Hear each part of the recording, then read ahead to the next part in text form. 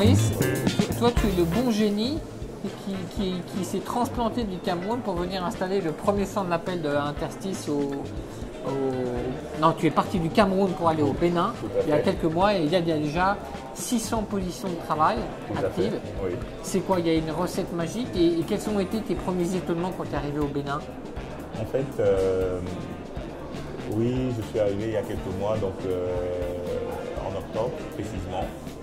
Et on a lancé les équipes, on avait 37 conseillers tout début. Et moi, ce qui m'a marqué beaucoup plus, c'est la culture béninoise. Alors, les Béninois sont très axés sur l'empathie, sur le respect de la hiérarchie, il faudrait le dire, sur le respect de l'autorité. Donc voilà, moi ça m'a marqué. C'est pas très bon signe ça, si le client dit non, on leur dit très bien monsieur le prospect, vous ne voulez pas de mon produit, je raccroche. Non, alors pas tout à fait maintenant, peut-être au début, mais les choses sont en train de changer. Mais c'est simplement qu'ils ne rentrent pas en confrontation, si tu veux, avec, voilà, ils ne vont pas rentrer en confrontation avec le prospect ou alors avec l'autorité. Donc c'est la raison pour laquelle ils vont te dire des fois, lors d'une formation, lors d'un message que tu vas passer, est-ce que c'est compris, ils vont te dire oui, pour qu'on puisse avancer, pour que voilà, il n'y ait pas de problème. Et des fois on va se rendre compte qu'il ne s'est pas maîtrisé. Exactement, des fois ça arrive souvent. Mais là, ça change depuis le début. Donc tu as dû adapter les programmes de formation. Exactement. Et là, se rassurer en disant, écoutez, lâchez-vous. Donc si quelque chose ne va pas, écoutez, on en parle là tout de suite. Donc ils arrivent plus ou moins maintenant à dire, ok, très bien, moi j'ai une question, j'ai une préoccupation. Avant c'était, ok, est-ce que tout va bien, est-ce que c'est clair? Ben oui. Et après, on s'assoit. Mais c'est pas clair. 6 mois après, il y a une partie du management qui est béninois. Oui, donc on a l'ossature de l'équipe qui va gagner la coupe d'Afrique qui est quand même camerounaise, c'est ça? Le numéro 10. Ça c'est sûr. Hein? Ça c'est sûr parce que c'est vrai qu'on a fait du chemin depuis. Au début on est venu avec beaucoup de Camerounais, donc le staff encadrant, les managers, c'était des Camerounais en majorité. Bon là à date on a le 3 quarts qui sont déjà béninois.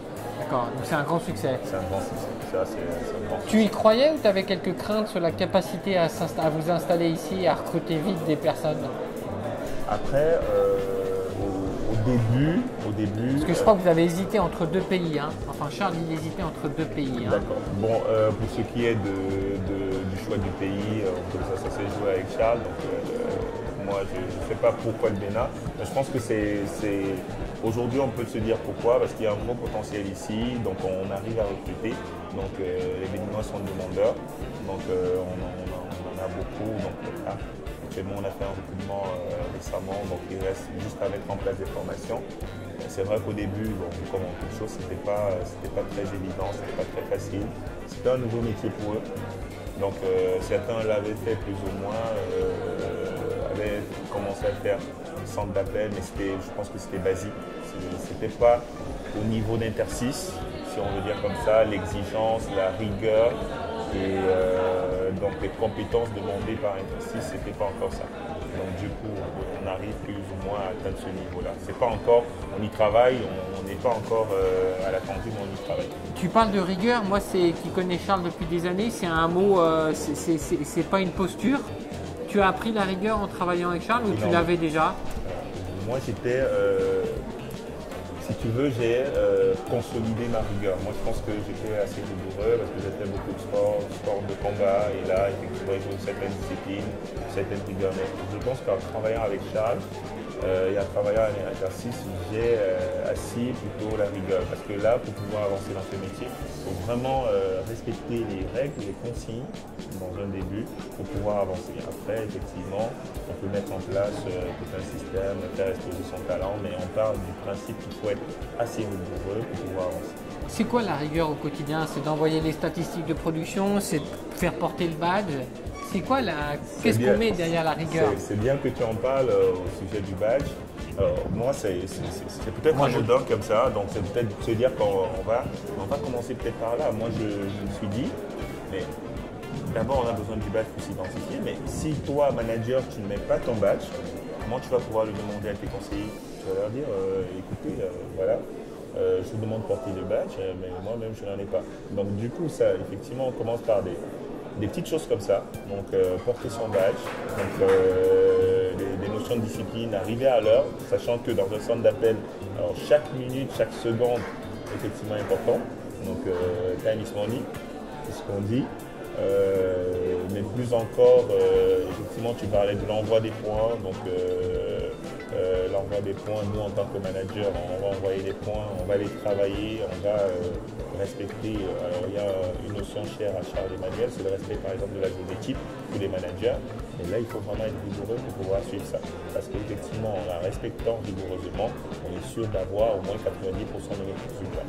Tu es convaincu que si en sus de la rigueur, qu'est-ce qui apporte, qu'est-ce qui contribue à la performance?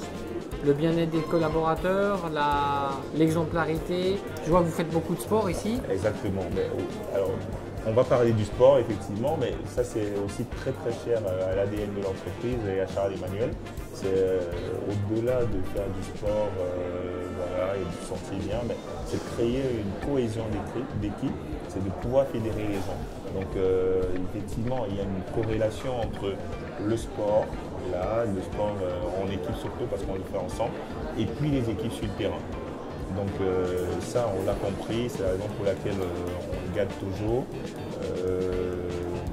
Voilà. C'est tous les soirs qu'on propose du sport, il y a une salle dédiée. Oui, alors c'est 2 fois. On a deux concepts. On a 2 concepts, le body attack et le body balance pour les deux types de sport, c'est 2 fois par semaine. Donc le mardi et le jeudi. Et tu es convié même, on a une séance ce soir. Je vais venir. D'accord. Voilà, j'ai déjà le t-shirt. Ouais, c'est ça. Ça fait 6 ans que tu travailles avec Charles, 5 ans? Ça fait un peu plus de 6 ans. De quoi es-tu le plus fier?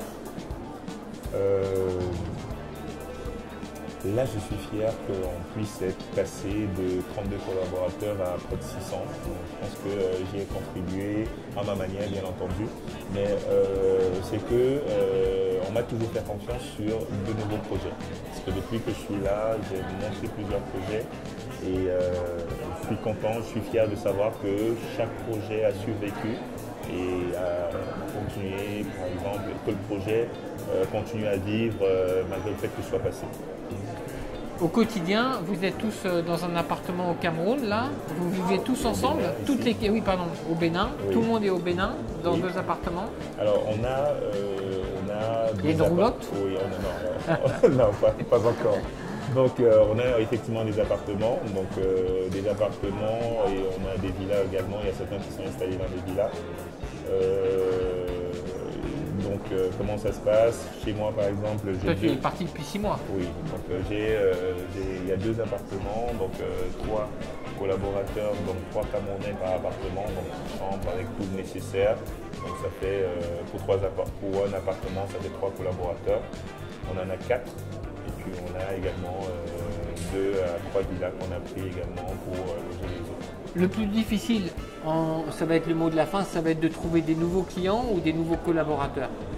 Je pense que pour les collaborateurs, alors pour les deux, je pense que ça va être un tout petit peu facile. Donc les collaborateurs, moi je pense qu'on en a suffisamment. Donc de plus en plus c'est connu. Au début, les Béninois ne connaissaient pas, mais c'est comme une traînée de poudre. Là maintenant, il y en a de plus en plus. C'est une traînée de poudre. Donc, et les clients? Et les clients, je pense beaucoup plus parce que pour nos clients qui sont déjà là, qui sont fidélisés, quand ils arrivent, ils disent waouh, c'est beau, les infrastructures, voilà. Je pense que ça va être top. Il y en a certains qui sont déjà passés, donc on croise les doigts simplement pour. Super.